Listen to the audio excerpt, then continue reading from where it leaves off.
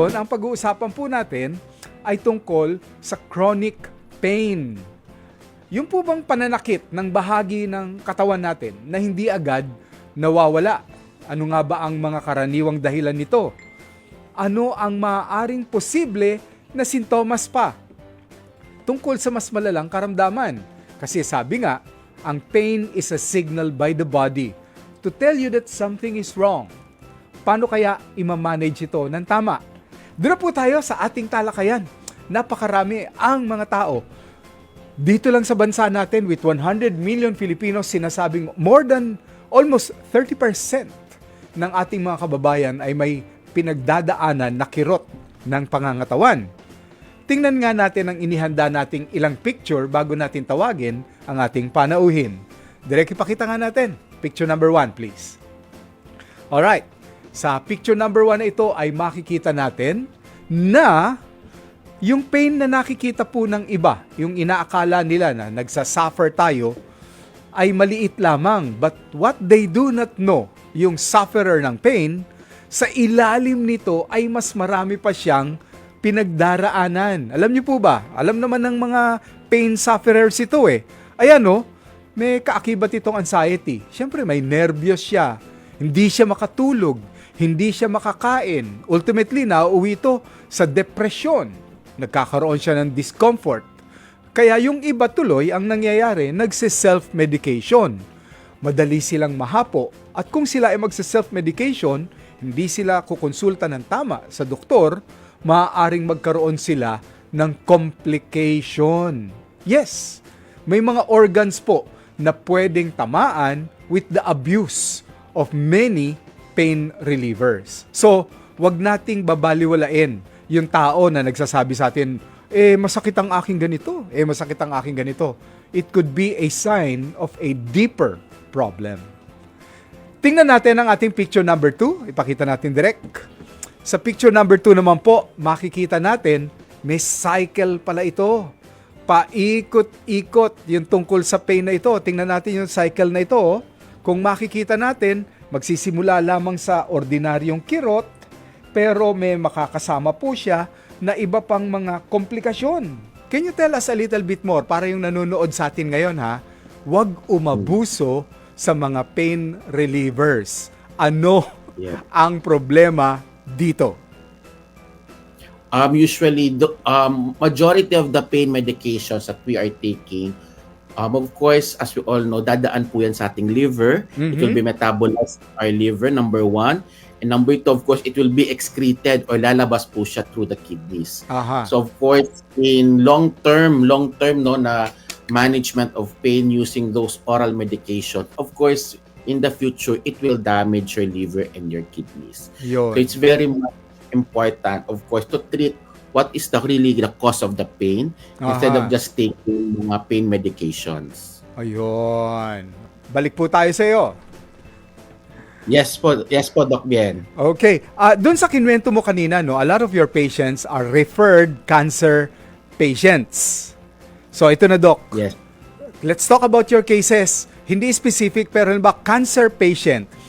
Anong pain level niya bago sila pumunta sa iyo? Usually, when they're referred to me, they're really in severe pain na talaga usually. Actually, kapag natatanggap ko sila, majority of them may mga mets or tinatawag na parang kumalat na sa other parts of their body. For example, from breast, mga bones, mga things like that. So, really pag sa bones, talagang pag kumalat ang cancer sa bones, it's really painful talaga. So, these are the usual type of patients, the cancer patients na natatanggap ko talaga. And then, what do you suggest, Doc Jello, to manage the pain of this metastatic cancer patient?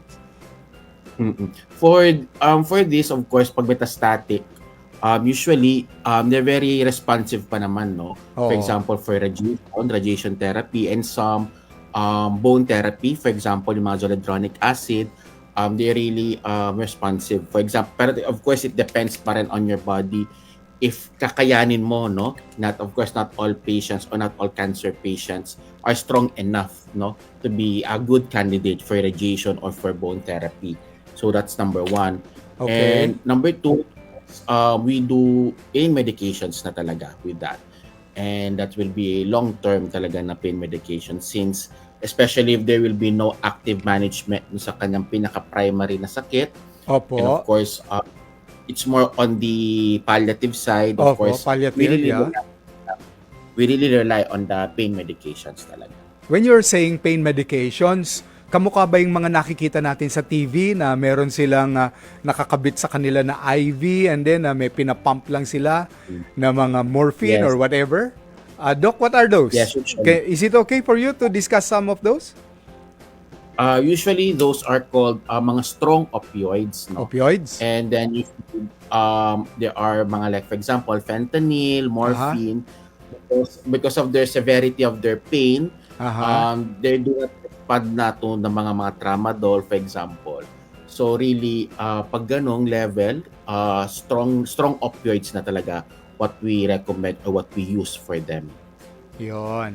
Doctor, we are curious kasi hindi naman lahat ng nanonood at nakikinig sa atin scientific ang kanilang background. Ano itong radio frequency ablation? Okay.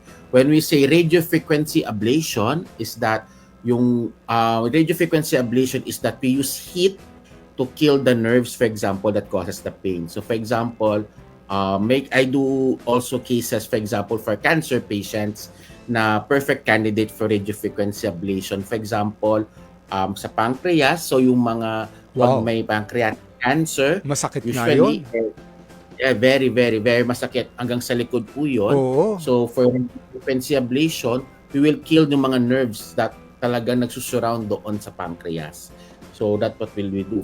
And for next po, for example, yung common, yung mga arthritis, na mga knees, o mga low back pain, yung mga small nerve that causes the pain, we will burn them, no? So, if those nerves are already killed, they won't serve the purpose of giving you pain already. So, it will send signal to your brain na there's no more pain. Last few words dito sa mga nagsasuffer ng severe and chronic pain. Anong advice mo? For those who are suffering from severe pain, actually, we understand, no, that it's really difficult for them, since when we say pain talaga, it's more of may emotional component and psychological component na yan, especially if it's really chronic. Aside from that, when we say pain, kasi it's really an inflammatory, no, of course, it's easier being said than done, but of course, having a healthy lifestyle, and for example, mga arthritis, no, it would really help, for example, yung mga diet and exercise. It's really a big part or big chunk talaga to reduce the pain. For example, if it's really a low back pain or knee pain, pag mga arthritis, it's really very important yung diet and exercise for them. And of course, don't you overuse the medication like what you've mentioned before, especially the over-the-counter products. For example, mga paracetamol, if you use it more than 2 weeks, they can cause mga tinatawag natin mga rebound headaches, no? So it's really better to seek consult talaga.